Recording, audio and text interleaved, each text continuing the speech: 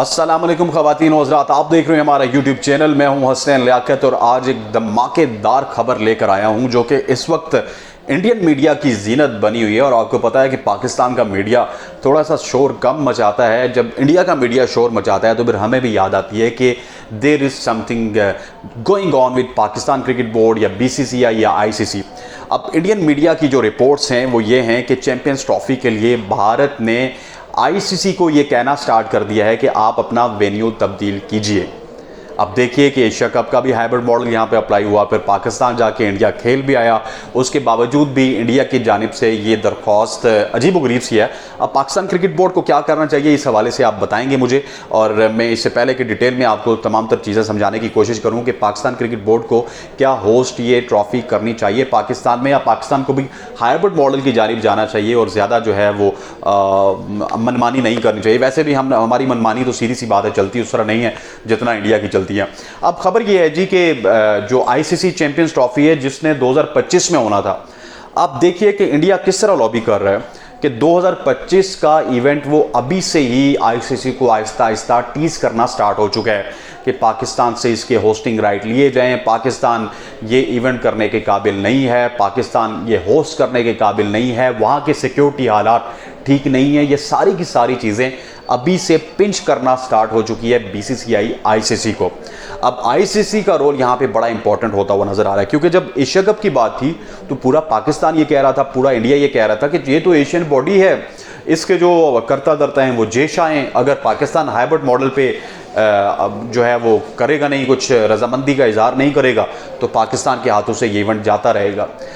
जब ICC की बारी आई तो पाकिस्तान के मीडिया ने भी यही रिपोर्ट किया, फिर इंडियन मीडिया ने भी यही रिपोर्ट किया कि अगर ICC का इवेंट आप छोड़ेंगे आपको सेंक्शंस लगेंगी, आपके ऊपर जुर्माने होंगे, आपको ICC की पाबंदी का सामना करना पड़ सकता है।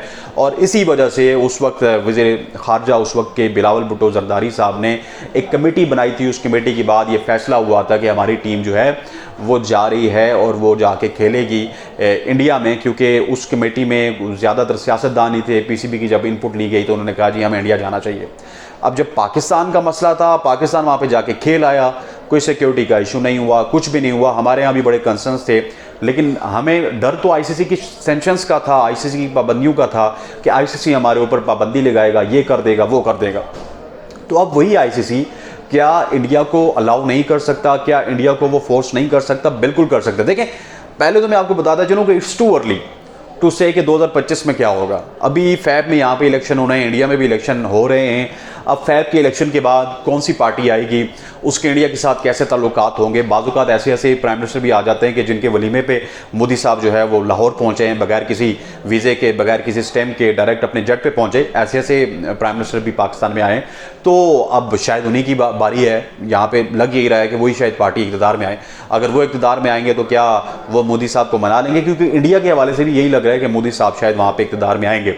लेकिन ये बहुत ही अर्ली है अभी कहना कि 25 में क्या होगा। देखिए, हालात बदलते हुए कोई टाइम नहीं लगता। हमारी PSL है, उसके बाद हमारे इवेंट्स हैं, बहुत सारी टीम्स यहाँ पे आती हैं। हो सकता है कि हालात बहुत ज़्यादा साजगार हो जाएं, हो सकता है कि कुछ छोटा मोटा हैपनिंग हो जाए किसी भी जगह पे, रावलपिंडी में, कराची में, मुल्तान में या फिर लाहौर में, तो उस हैपनिंग के बाद जो टीम्स आ रही हैं वो भी ना आए।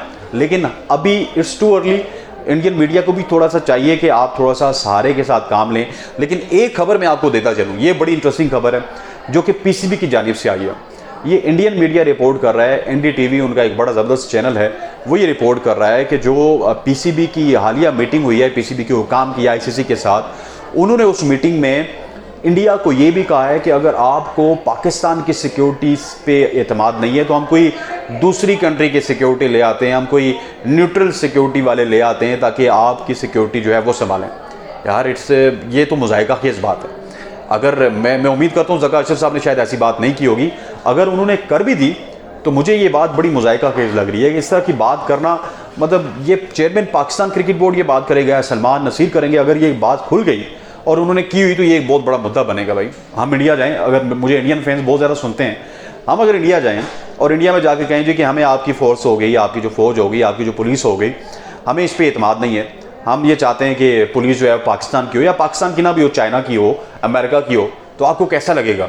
मतलब ये सजेशन तो देना बनती ही नहीं है। और एक सजेशन नजम सेठी साहब ने दी थी वो भी उसका एक टाइम फ्रेम था। नजम सेठी साहब ने कहा था कि अगर हम एशिया कप हाइब्रिड मॉडल में करवाएंगे तो आईसीसी को वर्ल्ड कप भी हाइब्रिड मॉडल में करवाना चाहिए।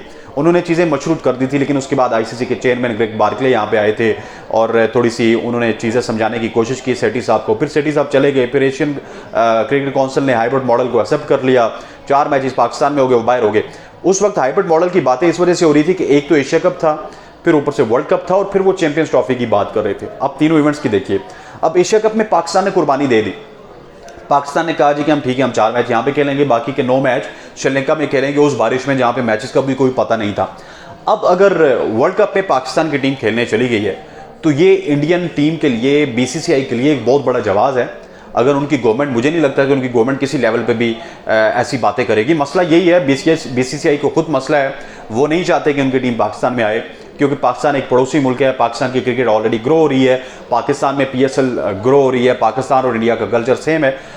अगर उनकी टीम यहाँ पे आती है तो डेफिनेटली उनकी ब्रांडिंग आएगी, कमर्शियल आइज़ मिलेंगी, पाकिस्तान को भी आइज़ मिलेंगी।